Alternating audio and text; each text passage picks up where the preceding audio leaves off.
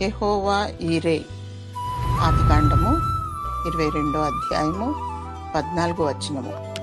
యెహోవా ఈరే అనగా దేవుడు చూచుకొనును అని అర్థము.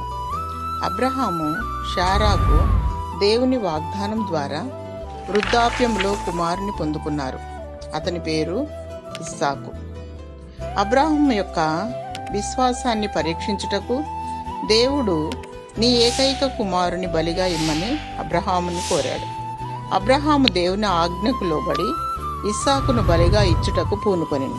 అప్పుడు అబ్రహాము యొక్క విశ్వాసము, విధేయతను మరియు నీతి క్రియలను చూచి నీ కుమారుని బలి ఇచ్చుట ఆపమని ఆదేశించి పొదలో పొటేలును బలి ఇచ్చుట అనుగ్రహించాడు. అందుకని ఆ స్థలమునకు యెహోవా ఈరే అను నామకరణం పెట్టాడు. మనము దేవుని ఆజ్ఞలకు కట్టడకు లోబడాలి. అబ్రహాము విశ్వాసులకు తండ్రి అని దేవుడు దీవించాడు.